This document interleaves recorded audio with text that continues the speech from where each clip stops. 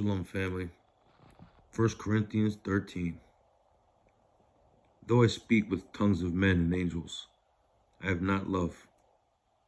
I am become as sounding brass or a tinkling cymbal. And though I have the gift of prophecy and understand all mysteries and all knowledge, and though I have all faith so that I can remove mountains and have not love, I am nothing. And though I bestow all my goods to feed the poor, and though I give my body to be burned and have not love, it profits me nothing. Love suffers long and is kind. Love envies not. Love does not vaunt itself, is not puffed up, does not behave its unseemly, seeks not her own, is not easily provoked, thinks no evil, rejoices not in iniquity, but rejoices in the truth, bears all things, believes all things, hopes all things, endures all things. Love never fails, but whether there be prophecies, they shall fail. Whether there be tongues, they shall cease. Whether there be knowledge, it shall vanish away. For we know in part, and we prophesy in part. But that which is perfect is come then. That which is in part shall be done away. When I was a child, I spoke as a child. I understood as a child. I thought as a child. But when I became a man, I put away childish things. For now we see through a glass, darkly, but then face to face. Now I know in part, but then shall I know, even as also I am known. And now abides faith, hope, love. These three, but the greatest of these is love. Hallelujah. Shalom, family. Hallelujah. And here's another one, 2 Timothy 3.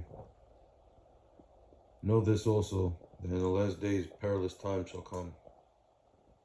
For men shall be lovers of their own selves, covetous, boasters, proud, blasphemers, disobedient to parents, unthankful, unholy, without natural affection, truce breakers, false accusers, incontinent, fierce, despisers of those that are good, traitors, heady, high-minded, lovers of pleasures more than lovers of Elohim, having a form of holiness, but denying the power thereof. From such turn away.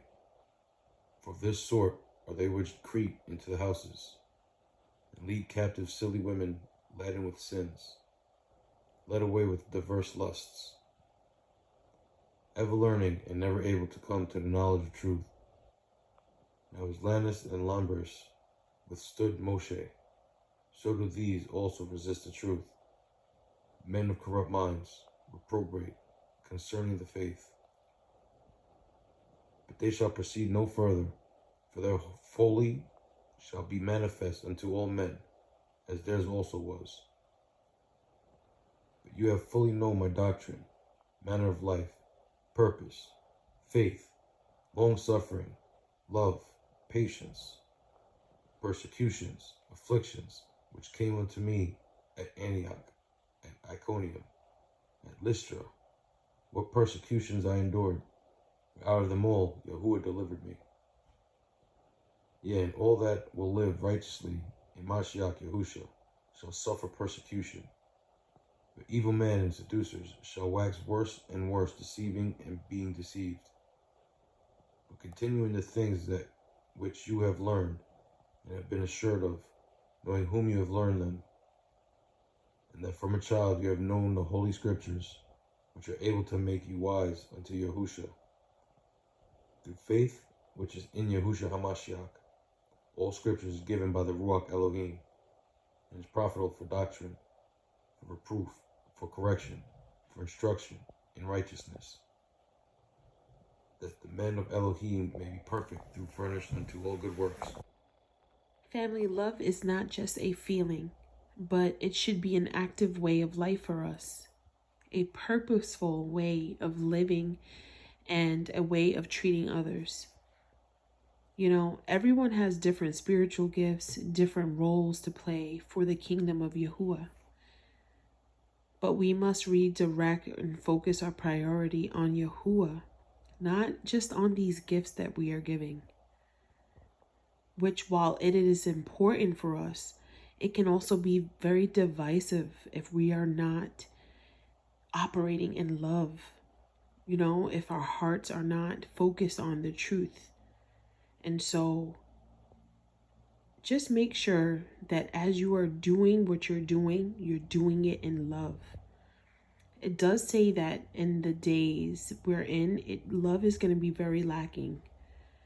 This is a reminder to just forgive, to let go, to release all and any negative and hurtful or traumatic and bitter feelings that you may have hiding within you. Use this time, use these days that we have as we see the seasons transitioning.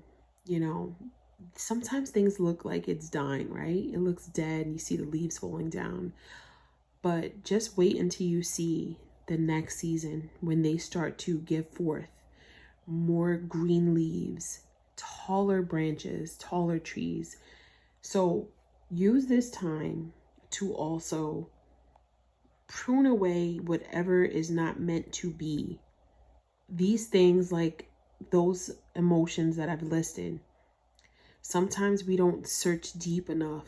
Sometimes we don't look deep enough into the areas that are holding these things. Also, make sure that we are renewed. We are renewing ourselves by getting rid of these unwanted things that are going to keep us back, and to make sure that we pour in love, that we pour in the positive aspects that are going to help us to fulfill Yahuwah's purpose for our lives. Okay, family? And so each and every day, you should be adding a little bit more light into your life through his word alone. That is what we do. Stay diligent as always. Make sure that you are loving yourself and you're loving others as you love yourself. Why? Because he first loved us, family. I pray this was an inspirational message to hear, as you start your day or as you head to bed. Meditate on the 1 Corinthians. Meditate on that verse or chapter 13, and meditate on 2 Timothy chapter 3 as well, family, and to see what it is that we are doing right now. Are you loving as you should?